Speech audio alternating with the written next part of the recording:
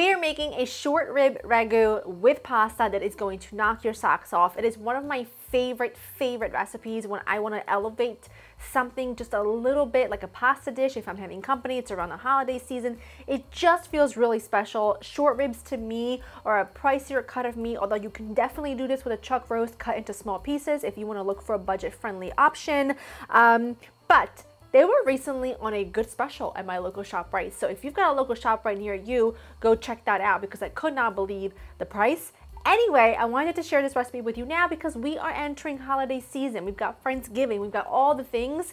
This can be a really great thing to do because you can also make the ragu part the day or two before and then make the pasta last minute. Unite everything, a nice green salad with some shaved apples and fennel, a nice baguette and some red wine, and what a dinner. So let's get started.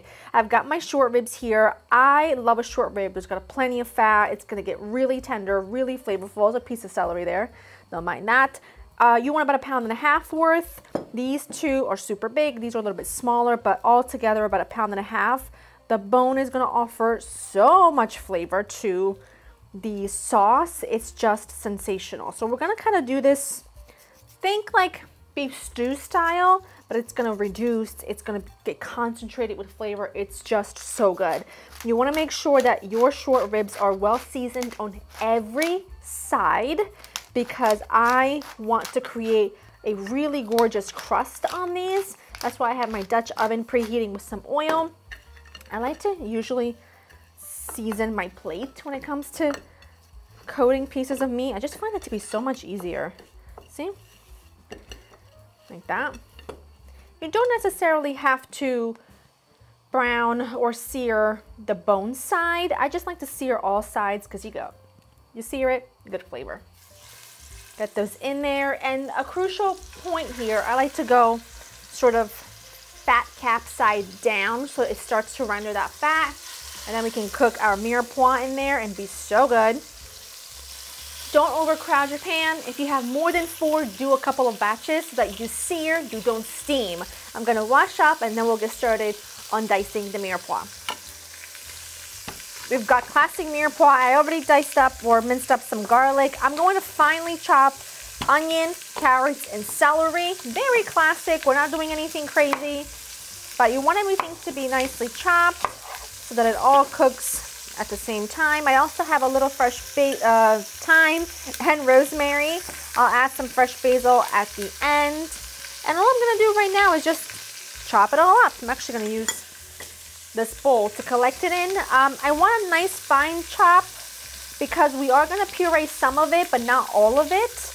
And I don't want big chunks in my sauce like a stew because this is not a stew, this is a pasta sauce. So something along those lines is what I'm looking for. So just as those sear, turn them when they need to be turned and just get to chopping and dicing. Short ribs look perfect. I flipped them as they were browning. I made sure to get every end and every side so that they were really beautifully, deeply colored, which are gonna add such good flavor. Now to my pot, I wanna show you. You see how there's a bit of the olive oil I added and a little bit of the rendered fat. Totally in there, I would say there's about 3 tablespoons. I'm gonna keep that. If your short ribs are particularly fatty and there's more than about 3 tablespoons of fat rendered, then you're gonna wanna discard some of it so that you have a few tablespoons left behind. There's also some salt remnants at the bottom of my pan, which is gonna be great to season my mirepoix. And I'm gonna add that in. I'm not gonna add any additional salt since there was still a bit of salt at the bottom of my pot. And I'm just gonna let this saute for a good 7-8 minutes. I want these to really begin to cook down, develop a little color around the edges before we go in with the garlic. Veggies look great. Adding in my garlic. My garlic is gonna cook for just like 30 seconds or so, or until you get rid of that raw garlic flavor. Stir that in really well. It smells so good. You can, like I said, you can do this the night before, the day before, if you don't have 3 to 4 hours for something to cook. And then just when it comes to the time of cooking it, just reheat it, boil your pasta, unite, and you're good to go. It'll take like 20 minutes. Give this a few more seconds. Good bit of tomato paste. Work that in until it's combined. Now we add in wine, a nice dry red, nothing fruity, please. This is not, we're not making sangria. Some beef stock. I've got some fresh rosemary and some thyme. I'm gonna dunk it right in there, and then I'll just take out the stems, because once everything cooks together, then guess what? The stem is all that's left. Then you nestle your short ribs right in. And this just has to cook. I'm going to cover it. This will take, I don't know, about 3 hours or so on a gentle heat until the meat is quite literally falling apart, which I'll show you what it looks like when it is there. All right, I've taken my short ribs out. They were cooking for about 3 hours and 15 minutes. I took them out, I let them cool, I shredded the meat, discarded the fat and the bones, and now I'm just trying to fish out the thyme and the rosemary stems because all the leaves have fallen off. Now, there's a layer of fat that surfaces on the top there. You see that? You want to get rid of as much of that fat as possible. If you do this the day before, it's actually a really wonderful thing because the fat will solidify at the very top, and then you don't have to worry about having to scoop it out. You can literally just scrape it out, and it's much, much easier. But I'm going to scoop out a little bit more of the fat, grab a blender, and blend some of this to turn into a sauce. I'm going to take about half of the broth and that, oh, and those vegetables. Where was I going with that? I'm gonna take about half of it. I'm not taking all of it because I don't want the whole thing to be super pureed, because I don't love the texture of that. And then I'm gonna go ahead and puree it so it's nice and smooth. Add it right back in.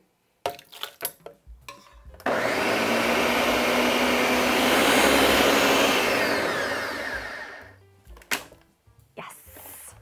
Get this out of my way. Oh yeah, that smells sensational. See how nice and smooth that is? It's like smooth, but it still has a little texture, you know? It's perfect. Look at that. It's such a good sauce for some pasta. Oh yeah, I'm gonna add the meat right back in. I'm gonna put this back on the burner on a low temperature, let it bubble all the way together. It will thicken, that sauce will reduce, and while that happens, I'm gonna get some pasta water coming up to a boil, and then that way we are this much closer to dinner. Added some ziti in. I'm only gonna make a little bit, I'm not using all the sauce tonight. It freezes, this ragu freezes really, really well. So if you wanna make the whole batch, and you don't want to cook it all, you don't want to make all the pasta in one sitting, in one night, because if you're not making enough for 4 to 6 people, you might as well just scale back so that you can save the sauce. It freezes really nicely. So I'm going to use a little bit tonight and a little bit during the week. It's going to be fantastic. I'm going to cook my pasta till al dente. Make sure to retrieve some of the starchy cooking water as it gets closer. Let me show you my sauce. Look at this. See how it's reduced? It's thickened, it's perfection. I'm gonna turn this off. I've already tasted it for seasoning. It's perfect, it doesn't need anything else. So I'm just gonna babysit my pasta and then unite it all. Pasta is drained. I'm gonna add some of this unbelievably creamy goodness. Splash of the pasta water. Good handful of Parmigiano. I have the heat on, and look at this. Just look at what happens. I mean, it's just like in 1 second, and look at that. It's gorgeous. It smells sensational. More sauce. It smells sensational. I like to add a good amount of cheese because it kind of holds everything together. Now, when you serve it, fresh basil, a little fresh parsley, thyme stem, a little bit more, like a nice little drizzle on top of really good, strong, extra virgin olive oil. But right now, it's just what I need. You guys, you just gotta go to Laura because you're not coming, get recipe. You just have to make it this weekend. It's that good.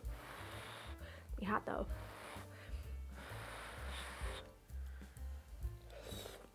Mmm, so hot. But the sauce is really rich and velvety. The meat just like melts in your mouth. The cheese is holding it all together. It's so delicious. You have to make it. Go to laurainthekitchen.com for the written recipe. Hope you enjoy spending time with me, and I will see you in the next one. Bye-bye.